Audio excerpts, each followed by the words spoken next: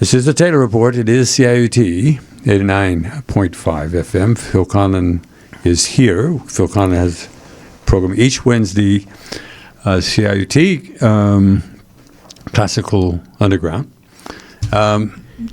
Phil, yes. Yeah. Can I ask you about the recently completed trip of Vanessa Beeley?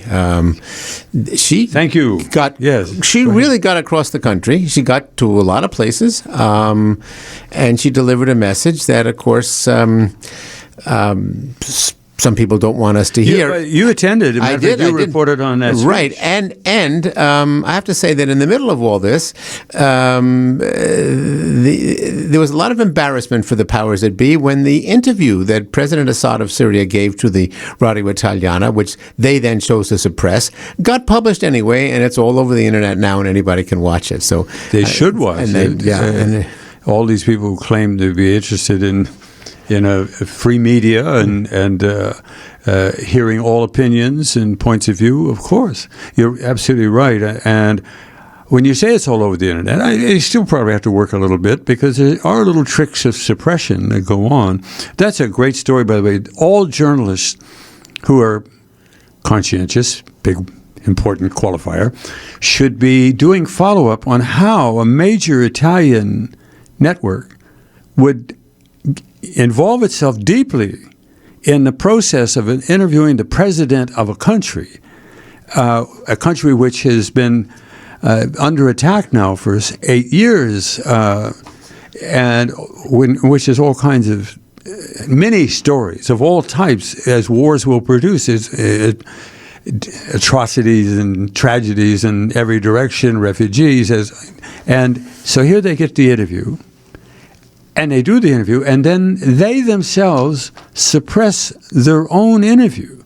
So when people puff up their chests and talk about our values and the Western world, etc., particularly as the idea that we're bearing some kind of torch of light and freedom, it's to run into the door or open the door and find it's just malarkey. That's where we are. Anyway, on Vanessa, we should stress how successful her visit was, and we have to note that there were people who are pained. It hurts their ears to have someone tell them that actually Syria is a victim of aggression. That the aggression is sponsored by a neighboring power called Saudi Arabia, which is not a beacon of democracy, and by Washington, which is definitely not a beacon of democracy. She documents the ways in which the war has been sold. It hurts their ears, and therefore they want silence. They wanted her not to be able to talk. Well, she did talk. She spoke in Hamilton. She spoke in Toronto. She spoke in Ottawa, and she spoke in Montreal to good crowds. And those who attempted to stop it, somehow they try to make themselves, in a way, the story. These are people who are, as a kind of what they call a snake in the grass. Most of their operation is not seen. It's phone calls. It's try to create fear, etc. And this comes at a time when we're hearing all about how democratic we're free and other people are not free. I just read a story about a refugee said, I want to live in a free country like Canada. Well, in a free country like Canada, earnest people trying to get the truth, their notion of the truth out about Syria, find they can't rent a hall. They have things closed on them and all that. So in other words, it's a battle.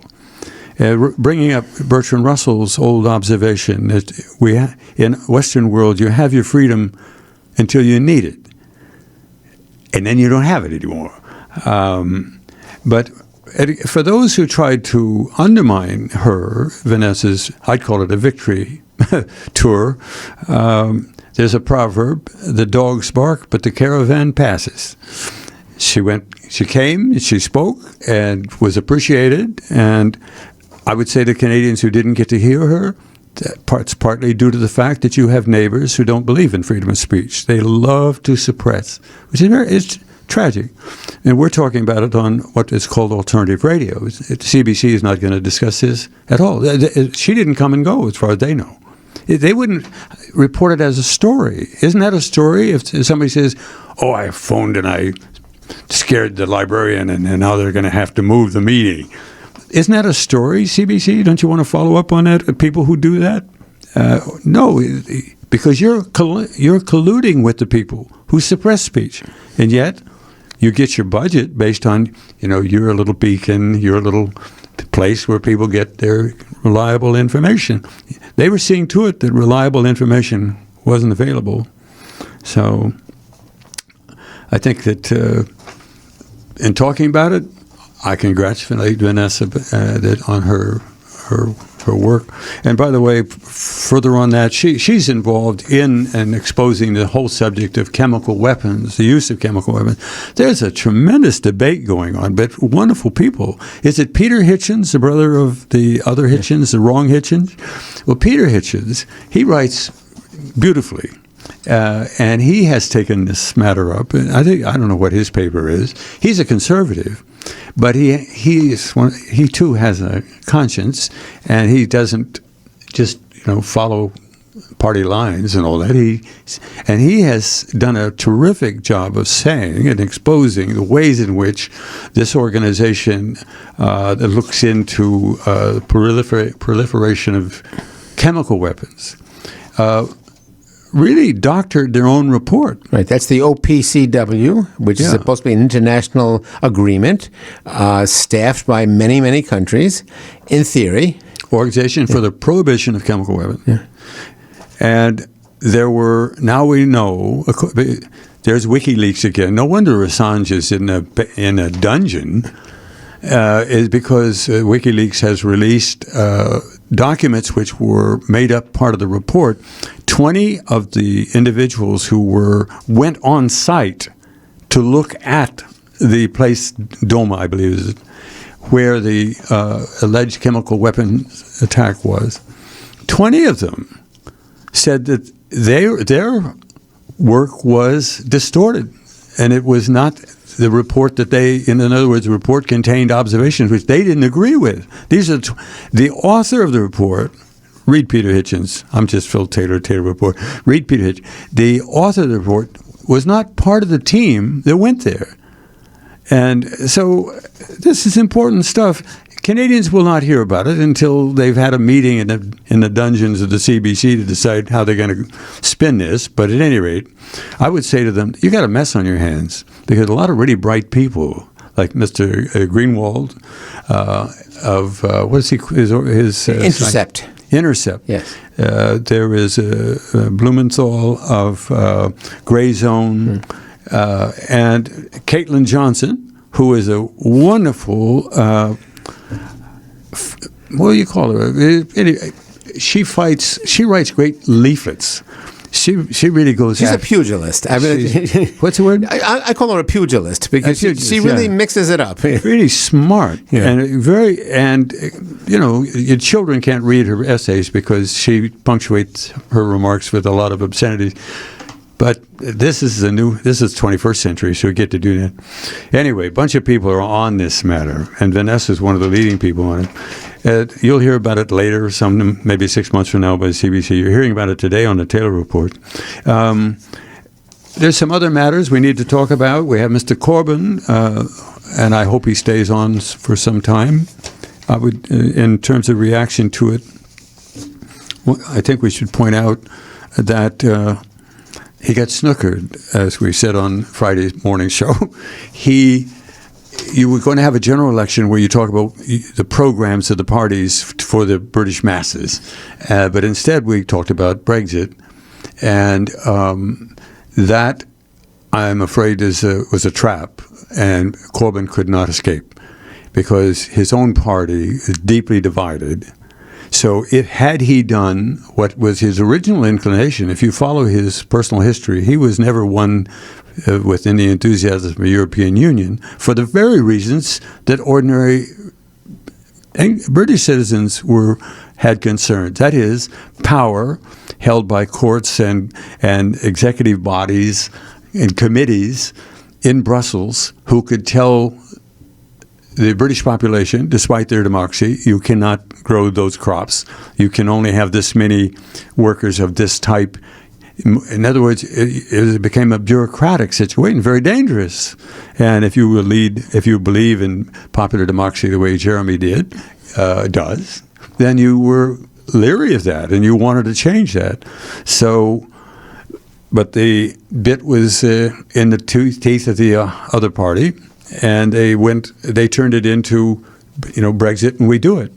The Labour Party, he decided to try to hold it together. Despite the fact that the people he was trying to hold together were biting his ankles while he was trying to walk, or calling him dirty names. He was smeared.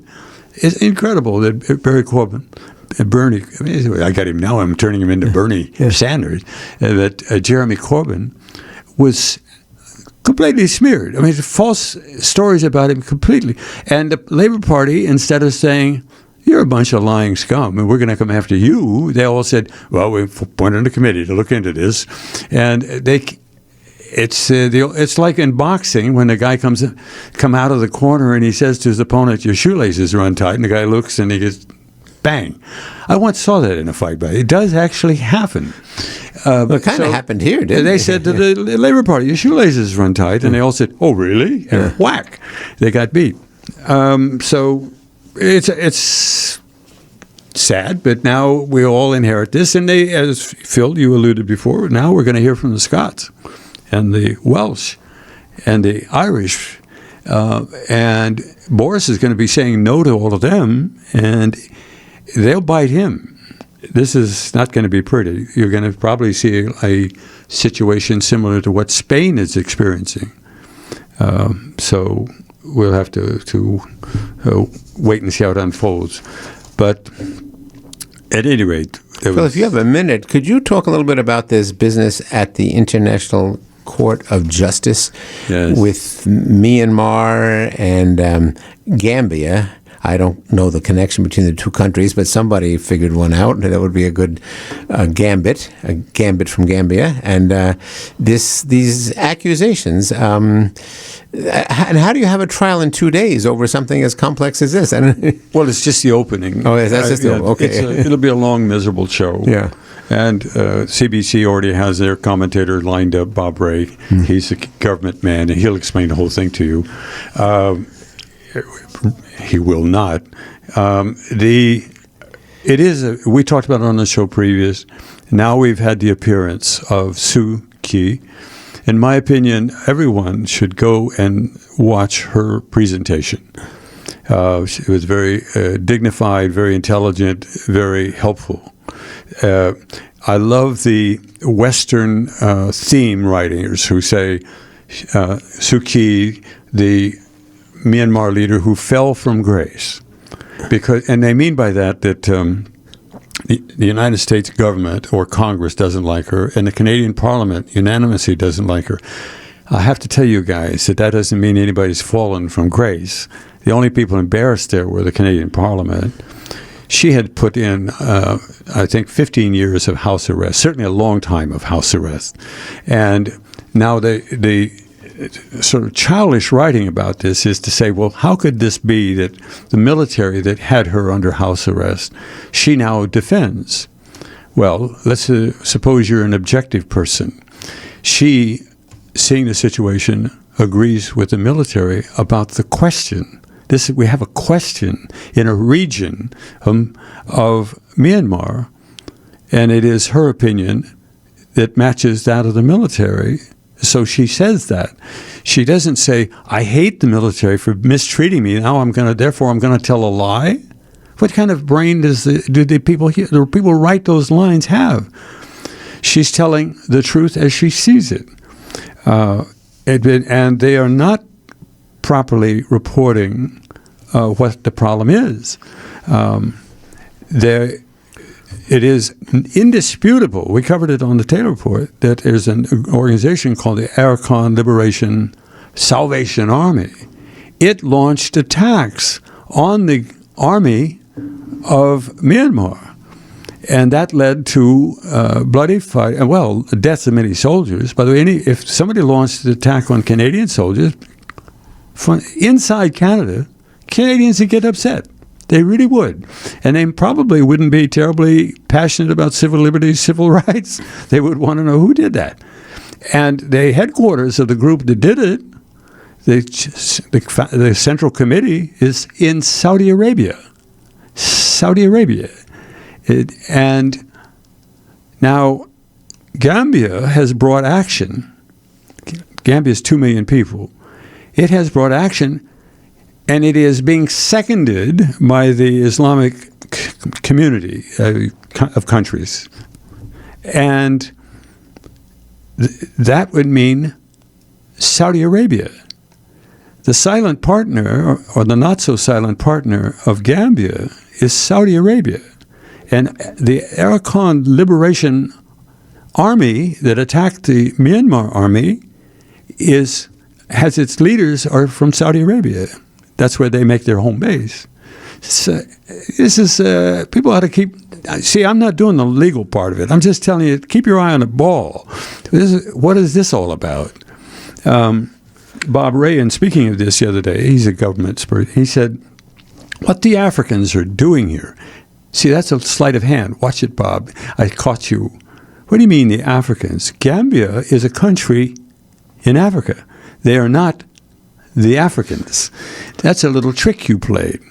And you're not going to get away with it. I mean, and she is not isolated. She has, if you want to count the population of the earth, the great majority are supporting Suu Kyi. It's true, the Canadian Parliament is not, but she fell from grace in the Canadian Parliament. I hope I do the same thing. This has been the Taylor Report, and it is CIT 89.5 FM. We wouldn't be here at all if it wasn't for Jessica, so we thank her. We'll see you next week.